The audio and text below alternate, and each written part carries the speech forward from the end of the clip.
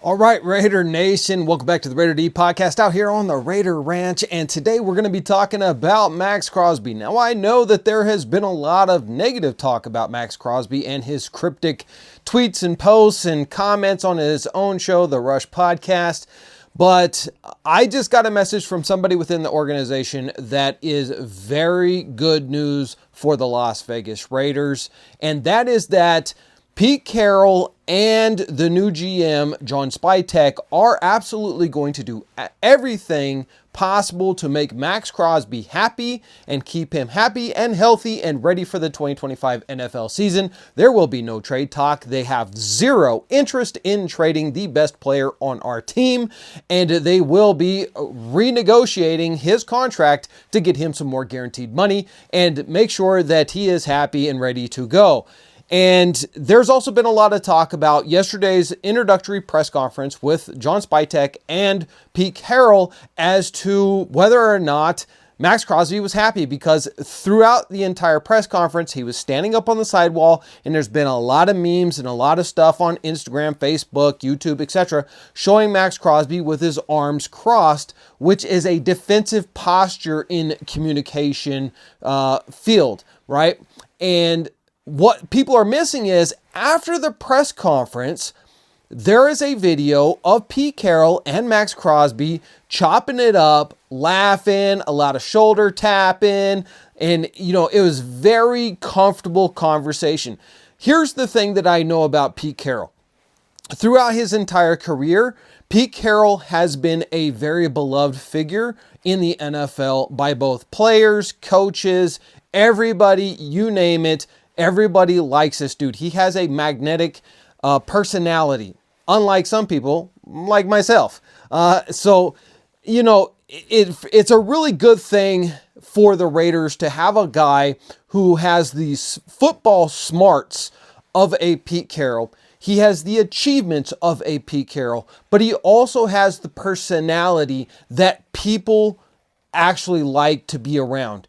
And so the video that's not getting enough play, that's not going viral, is Maxx Crosby and Pete Carroll chopping it up after the press conference, and the two of them seeming to have a really good conversation. It was very friendly, it was very warm, and I think that this is a good sign. So I took that information. Once I seen that clip, I was like, okay. So, a lot of people are talking about Maxx Crosby during the conference, kind of being a little stiff and having his arms crossed, but this negates everything that people are talking about, because obviously he kind of is digging Pete Carroll, and Pete Carroll is digging the best player on our team. And then I got the news this morning from somebody that I speak to with the Raiders, and they said that according to the scouting department, they were told that they're going to build this team basically around Maxx Crosby. He is the face of the franchise. He is the guy that everybody thinks of when you think of Las Vegas Raiders, and therefore they're going to build around him. So what does that mean? Well, there's a couple of things that Pete Carroll said and that John Spytek said in the introductory press conference, and it kept referring to a dominant defense. And Maxx Crosby, obviously the best player on our defense. If you build around him, that to me means that maybe in the free agency, the Raiders are going to make some moves towards some additions to the defense. But I think that what you're going to see is this. In this year's draft, I think that the Raiders are going to go heavy on defense, because that is the bread and butter of this team right now, is the defense. When you're looking at the three phases of football, special teams, offense, and defense, who is the best for the Raiders in the past couple of years? It is the defense. So you continue to build on that. So I think in the draft, and this is just my own opinion, I don't have any insider information on this, but in my own opinion, I think that the Raiders are going to go heavy in this draft. We have 8 picks, and if we don't sell the farm to go get a quarterback, which I really don't think the Raiders are going to do, if Shedeur Sanders is there at 6, it makes sense you grab him. If he's not, maybe you go Will Johnson. Fantastic corner. You really beef up that corner situation. It was kind of an issue with Jack Jones last year. I know he got 3 interceptions. He even got a pick 6, and that was great. The problem is we didn't win games with his interceptions because he also gave up a bunch of touchdowns and big plays. So And then Jacorian Bennett played really good, but for the second year in a row, Jacorian Bennett has been hurt and missed half a season. And so you really got to think about that long term. Is, our rookies, DeCamarion Richardson and, all these other guys, are they going to be the fit? I don't know at this point. They weren't very impressive so far, but neither was Jacorian Bennett in his first year. Second year, he came out and he was a beast. So we'll see what DCAM can do later on. But I do think that the Raiders, if you're sitting there at number 6 and you have not gotten a quarterback, Shedeur is off the board, Cam Ward is off the board. I know Jackson Dart's moved up in the draft boards into the first round, but maybe in the later first round. I still think Jackson Dart is a second round guy. Maybe you go defensive end, and a defensive end that you really can't pass on. And that's Abdul Carter. I've talked about him before. This dude is an absolute beast. He is basically a clone of Micah Parsons. And I know in the comments, I've seen a lot of people say, hey, let's go make a deal for Micah Parsons. You don't have to go make a deal for Micah Parsons. First of all, he's going to cost you an arm and a leg to even get him from Dallas. And second, he's going to cost you an arm and a leg in your salary cap. You don't have to do that. If Abdul Carter is sitting there at number 6, you grab Abdul Carter because he is phenomenal. And he is going to just add, imagine this. You have Abdul Carter on one side. And I know we love Malcolm Koonce, but he's a depth piece.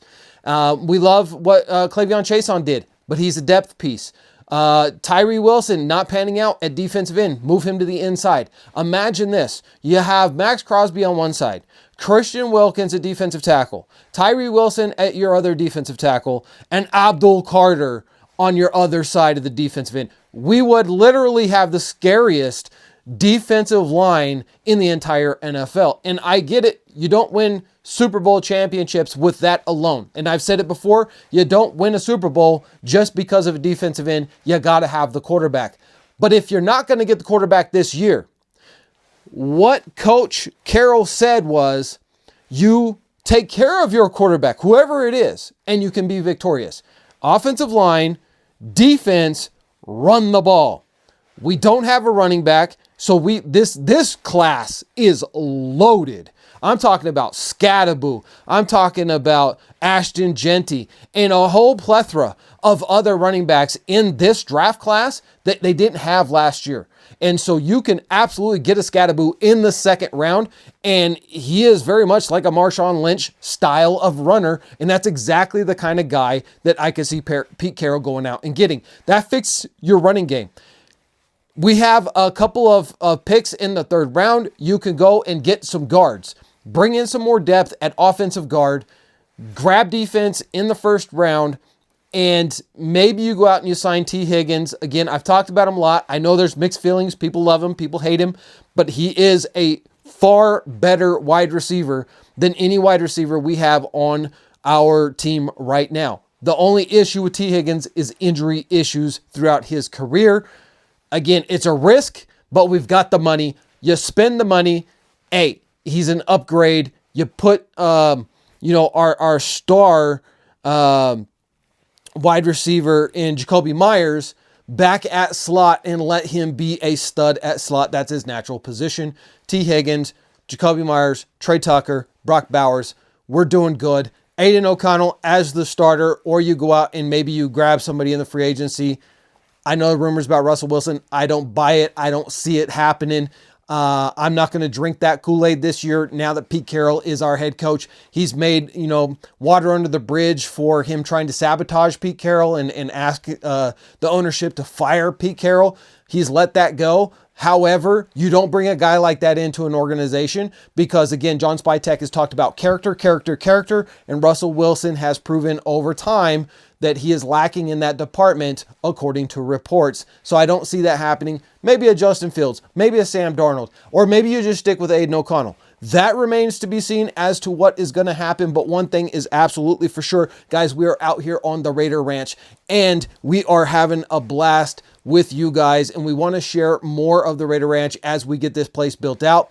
However, we need your support. We need you to hit that subscribe button. We need you to hit that like button, and please consider becoming a member. The paid memberships absolutely help us to continue to keep on giving you guys this type of information. So if you love these Raiders podcasts that we do here at the Raider D Podcast and you want to see more of the Raider Ranch, please consider becoming a member. It really helps us out, and we truly appreciate and love every one of the Raider Nation that have supported us so far in this journey that is now over 1 year. And guys, we are almost at 11,000 subscribers. Absolutely insane. We only need like 30 more subscribers. So hit that subscribe button, help us hit this milestone, and I'll see you guys in that next video.